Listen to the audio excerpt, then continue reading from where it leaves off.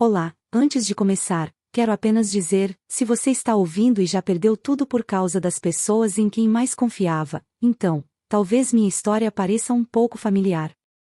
Além disso, se você é novo aqui, não se esqueça de se inscrever. Eu conto histórias reais. Histórias que lembram que a vida nem sempre termina quando se quebra, às vezes, é aí que ela começa. Meu nome é Isolde Maren. Tenho 62 anos. E, por grande parte da minha vida, pensei que entendia o que significava amizade.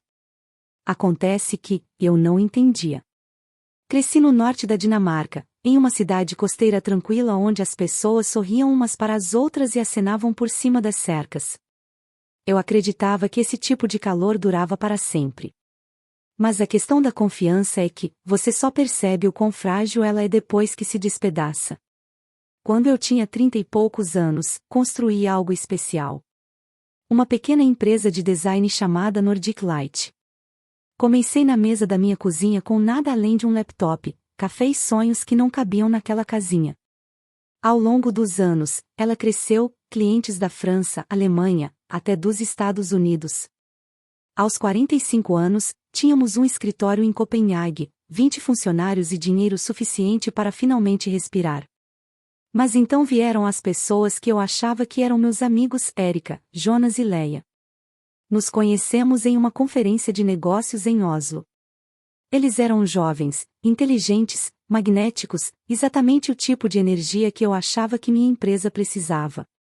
Eles diziam coisas como: acreditamos em você, Isolde.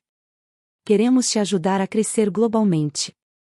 E, meu Deus, como eu queria acreditar neles. Afinal, eles me lembravam de mim mesma quando comecei, famintos, ambiciosos, destemidos. Então, cometi o erro que me custou tudo, deixei eles entrarem.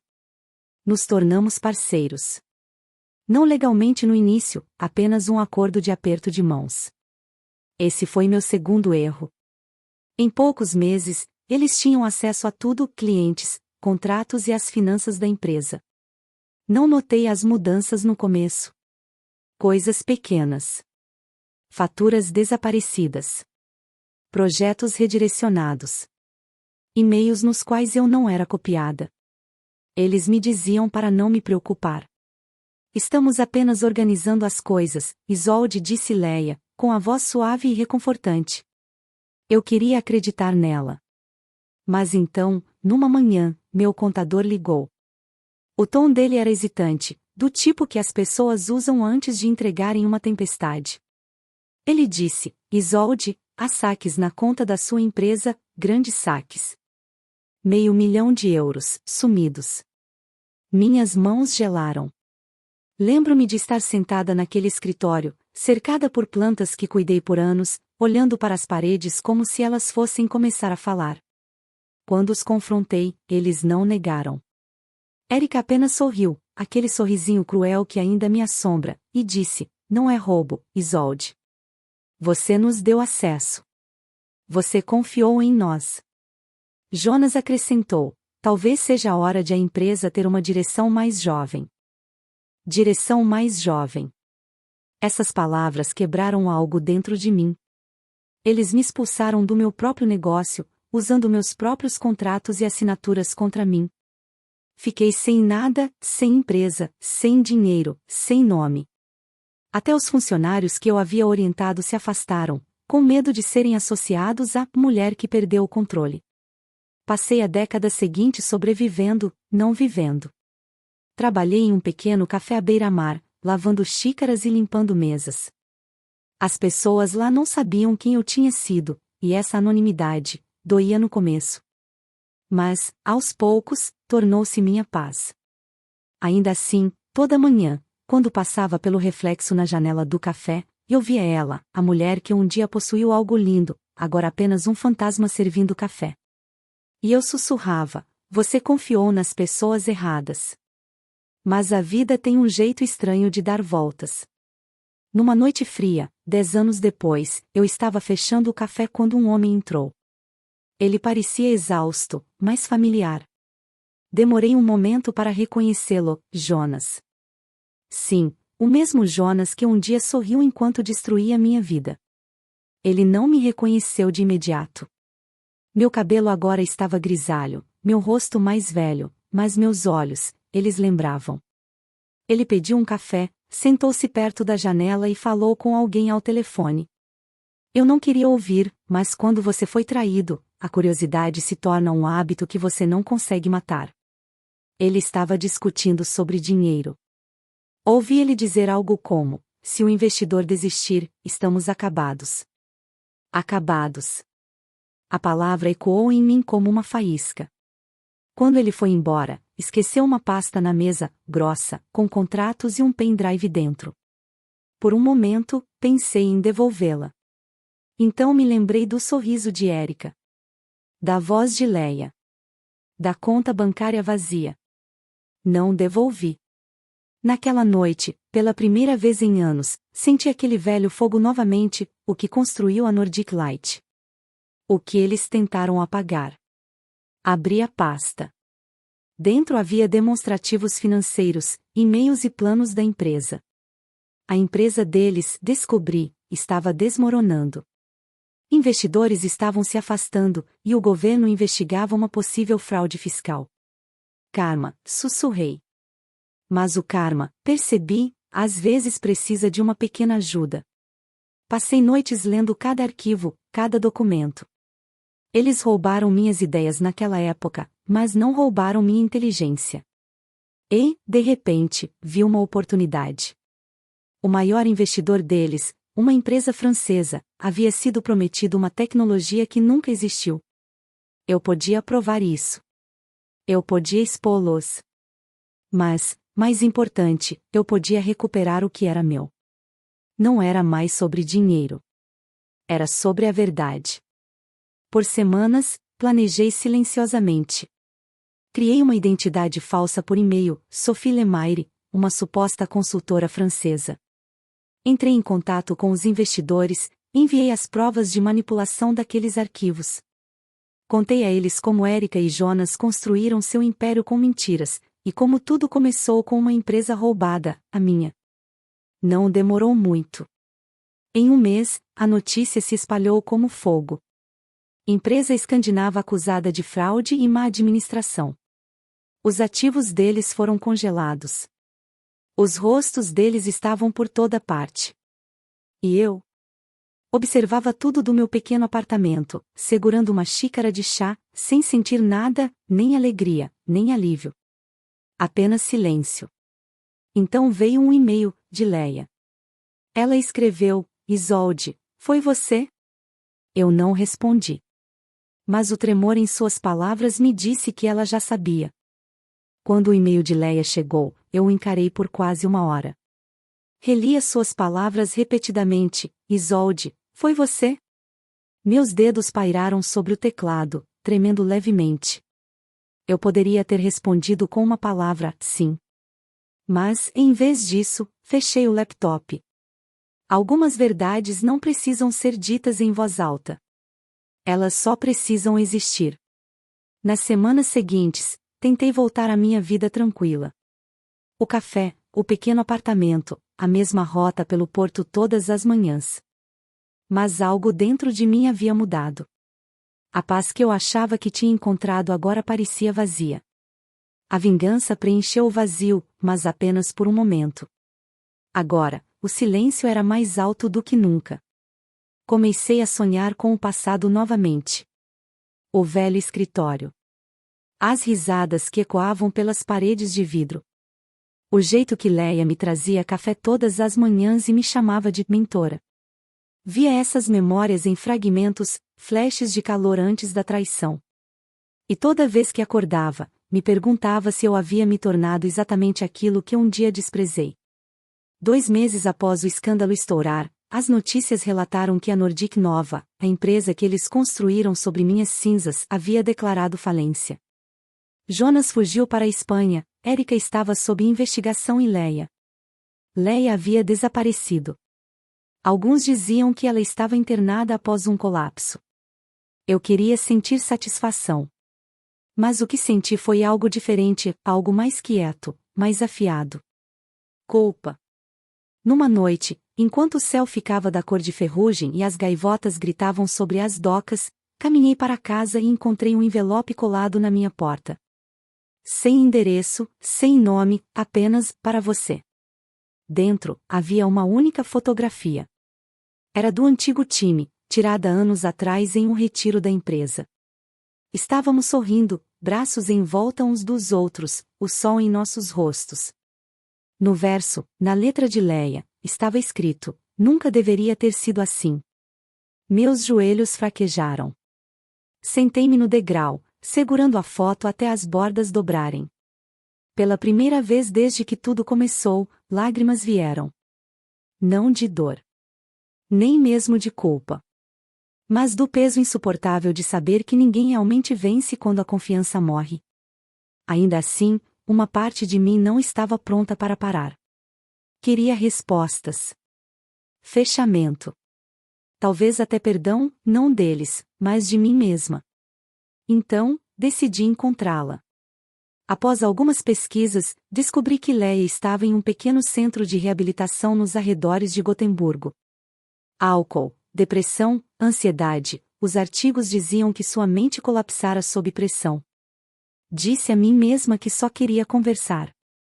Entender. Mas, no fundo, sabia que precisava ver o que a vingança havia feito, não com eles, mas conosco. O centro era silencioso, cercado por pinheiros e uma névoa que rolava como fumaça sobre as colinas. Quando entrei, a enfermeira perguntou meu nome. Uma velha amiga respondi. Ela assentiu gentilmente e me levou por um corredor que cheirava a antisséptico e chuva. Leia estava sentada perto da janela, desenhando em um caderno. Seu cabelo estava mais ralo, seus olhos pálidos e distantes. Ela parecia mais velha que eu agora. Por um momento, hesitei. Então, pronunciei seu nome. Leia. Ela virou a cabeça lentamente. Quando me viu, seus lábios se abriram, mas nenhuma palavra veio. Então, lágrimas encheram seus olhos.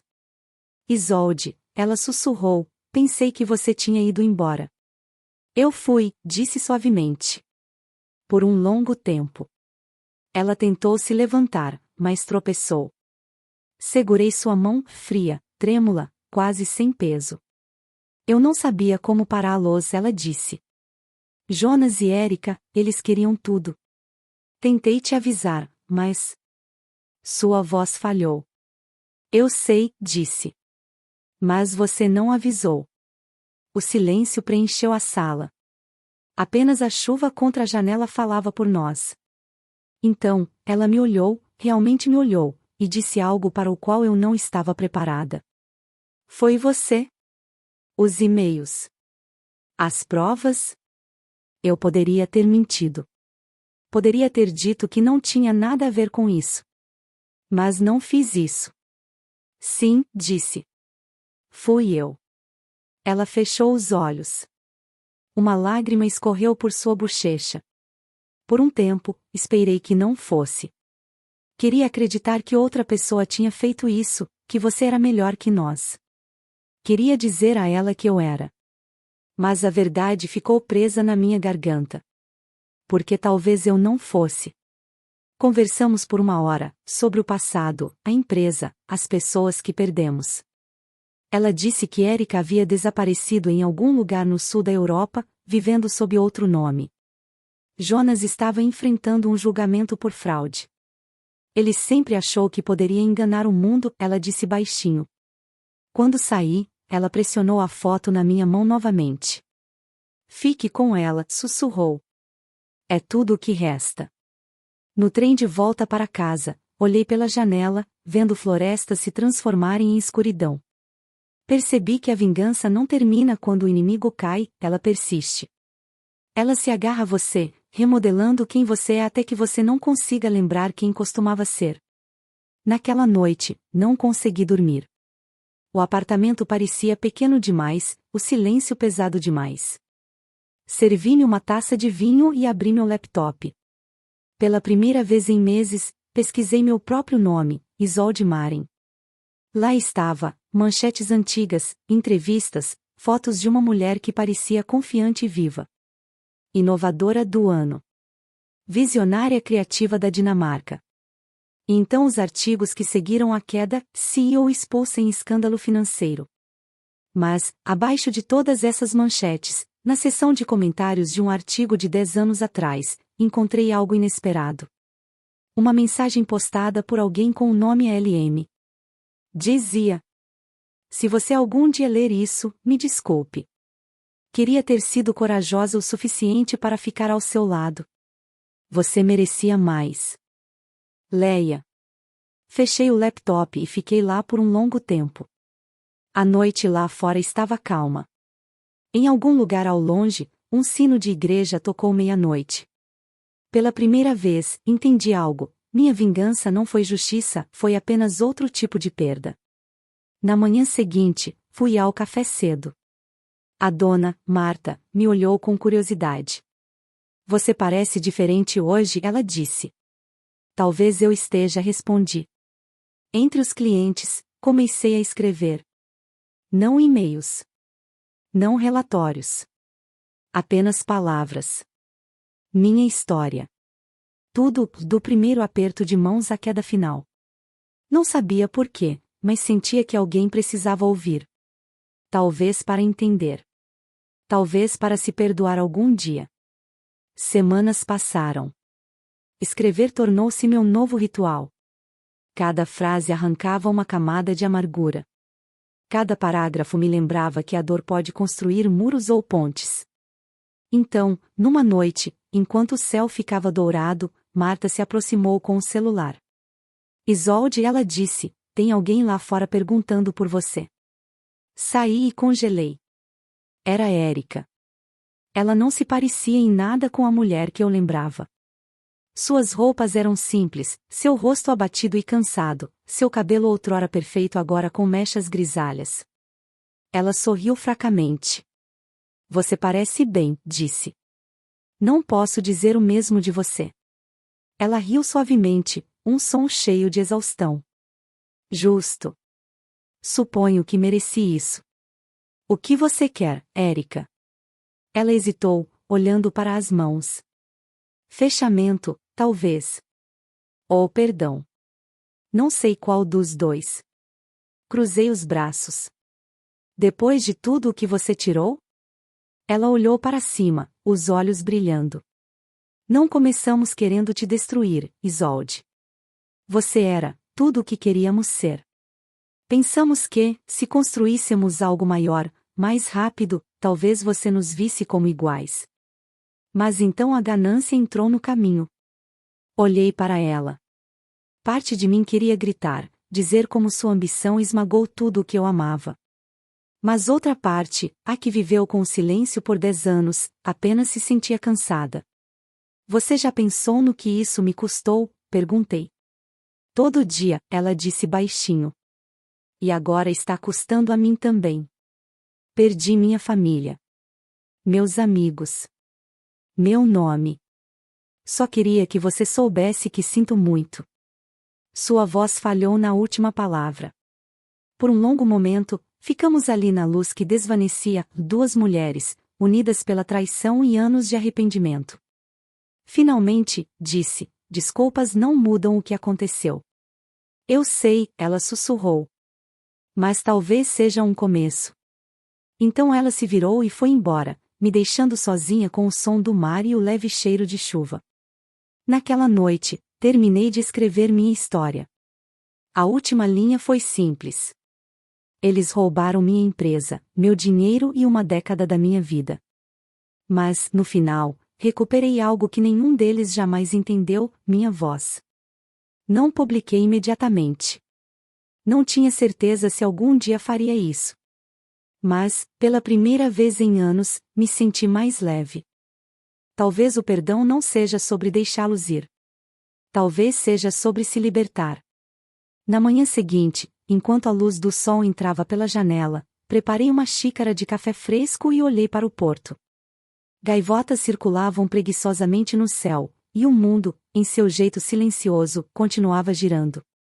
Pela primeira vez desde que perdi tudo, sorri. Não porque venci, mas porque sobrevivi. E a sobrevivência, percebi, é sua própria forma de vitória. Por um longo tempo após aquela manhã, vivi em silêncio. O café tornou-se meu santuário, um lugar onde o mundo parecia pequeno o suficiente para respirar novamente. Eu ainda chegava cedo, ainda sentava perto da mesma janela com vista para o porto e ainda escrevia. Mas agora, as palavras não vinham mais da raiva. Vinham da compreensão. Todos os dias, eu adicionava mais à história. Às vezes, era uma memória, às vezes um pensamento, às vezes apenas uma frase que se recusava a sair da minha mente. Nós roubamos dos outros o que não podemos construir dentro de nós mesmos. Essa foi a primeira linha do novo capítulo que comecei numa tarde chuvosa. Eu não sabia o que sairia disso. Talvez nada. Talvez tudo. Então, numa manhã no final do outono, Marta colocou um pequeno pacote marrom na minha mesa. Chegou para você, ela disse, limpando as mãos no avental. Não havia remetente. Apenas meu nome, Isolde Marin, escrito com uma caligrafia cuidadosa. Dentro, havia um único pendrive e uma nota dobrada. A nota dizia: Você deveria ver o que eles estão fazendo agora. L. Leia. Minhas mãos tremiam levemente enquanto conectava o pendrive ao laptop. Nele havia documentos, gravações e cartas, centenas deles. Arquivos corporativos, e-mails, recibos. Os últimos vestígios do Império da Nordic Nova. Percebi que ela devia estar coletando isso mesmo após tudo desmoronar. E, escondido entre esses arquivos, havia algo inesperado, um vídeo. Era granulado, filmado no que parecia ser um quarto de hospital. Leia estava sentada perto da janela, pálida, mas calma. Ela falava diretamente para a câmera. Se alguém encontrar isso, começou suavemente, então talvez signifique que Isolde estava certa o tempo todo. Meu peito apertou. Aumentei o volume.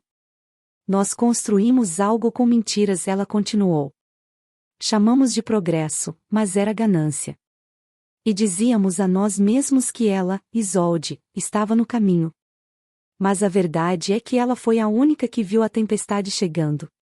Ela sorriu levemente, depois olhou para baixo. Não estou pedindo perdão. Não mereço. Mas espero que, onde quer que você esteja, tenha finalmente encontrado paz. Você me ensinou que sucesso sem integridade é apenas fracasso com uma marca melhor. O vídeo terminou. Por um longo tempo, fiquei lá, encarando a imagem congelada do rosto dela. Leia sempre foi a quieta, a que seguia. Mas naquele momento, ela foi a única corajosa o suficiente para enfrentar a verdade. Naquela noite, não dormi. Caminhei pelas docas até o vento arder meus olhos e minhas mãos ficarem dormentes. As luzes da cidade refletiam na água como estrelas fraturadas. Em algum lugar ao longe, a buzina de um navio ecoou, um som longo e melancólico que atravessava o porto. Foi então que percebi algo: a vingança me deu fechamento, mas não paz. E o perdão, o verdadeiro perdão, não era sobre apagar o passado. Era sobre aprender a viver com ele. Alguns dias depois, imprimi meu manuscrito. Eram quase 300 páginas agora, uma década de dor, verdade e redenção unidas em papel branco simples. Enviei para uma editora. Apenas uma. Uma pequena casa independente em Copenhague especializada em memórias sobre sobrevivência. Não esperava receber resposta. Mas, 3 semanas depois, recebi.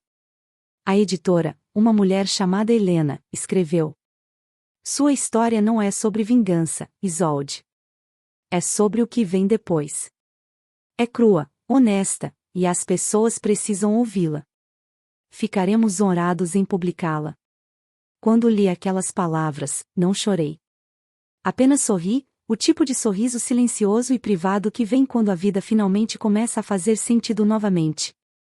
O livro foi lançado na primavera seguinte com o título As Cinzas que Construímos. Não foi um best-seller.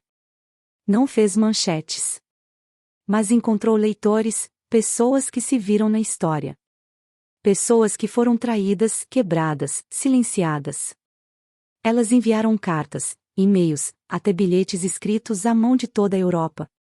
Uma mulher escreveu: Suas palavras me salvaram. Eu estava pronta para desistir, mas sua história me lembrou que a perda não nos define, o que nos define é como nos levantamos dela.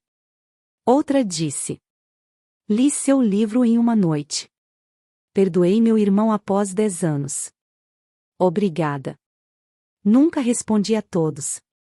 Mas li cada um. Então, numa manhã, chegou um envelope da Espanha. Dentro, havia uma carta curta escrita com uma caligrafia familiar. Isolde. Li seu livro. Chorei a cada página. Não espero que você me perdoe, mas quero que saiba, dei o seu nome à minha filha. Jonas. Olhei para a carta por um longo tempo, sem saber o que sentir. O homem que um dia roubou tudo de mim deu meu nome à filha. A vida, ao que parecia, tinha sua própria poesia estranha. Meses se passaram. O livro continuou a se espalhar silenciosamente, por bibliotecas, fóruns online, boca a boca. Helena me enviava atualizações de vez em quando, novas traduções, pequenas críticas, pequenas vitórias. Mas eu já tinha seguido em frente para outra coisa.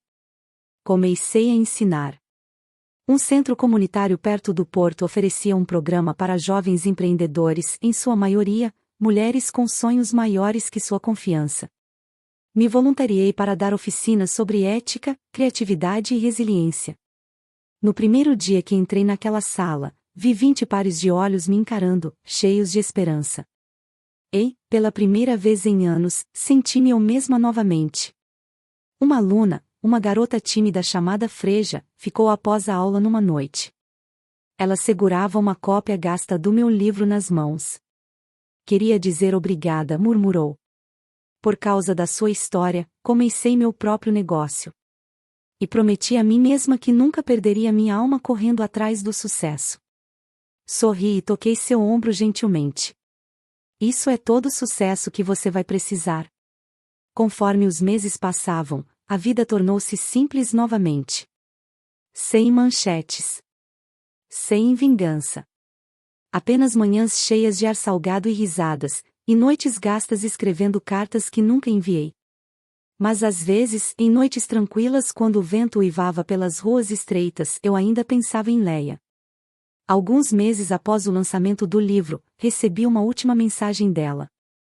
Veio como um e-mail, enviado de um endereço desconhecido. Li seu livro. Chorei, sorri, perdoei a mim mesma.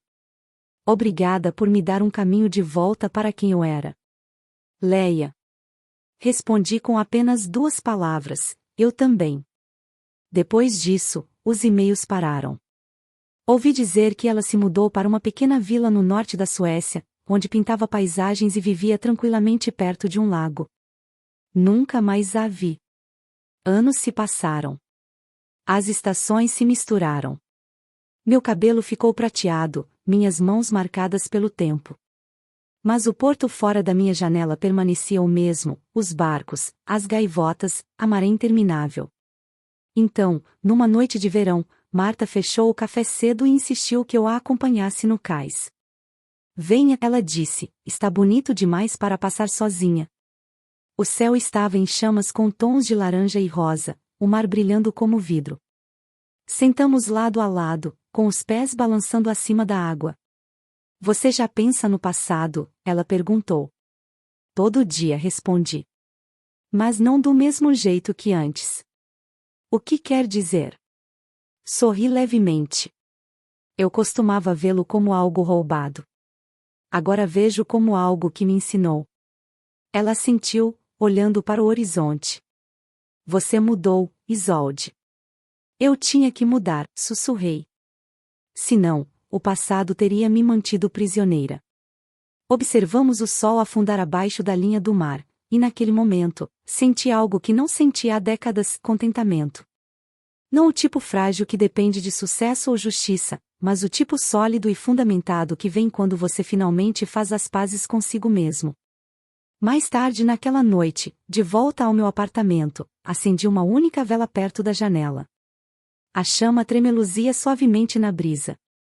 Na mesa, estava a primeira cópia de As Cinzas que Construímos, suas páginas gastas e cantos dobrados. Abri na última linha que escrevi anos atrás. Eles roubaram minha empresa, meu dinheiro e uma década da minha vida. Mas, no final, recuperei algo que nenhum deles jamais entendeu, minha voz. Mas abaixo dela, com minha própria caligrafia, adicionei uma nova frase naquela noite. E quando aprendi a usar essa voz para a verdade em vez da vingança, finalmente me tornei livre. Recostei-me na cadeira, ouvindo o zumbido suave da cidade abaixo. Em algum lugar, uma torre de sino tocou 9 vezes. Lá fora, as luzes do porto brilhavam, lançando longos rastros dourados sobre a água escura. A mesma água que testemunhou cada capítulo da minha história, minha ascensão, minha queda, minha redenção. Por um longo tempo, apenas observei, respirando o sal e o silêncio. Então, baixinho, sussurrei um adeus, não para alguém em particular, mas para cada versão de mim mesma que já fui. E, pela primeira vez em uma vida de perdas e traições, senti-me inteira. Porque a sobrevivência, percebi, não foi o fim da minha história. Foi o começo da paz.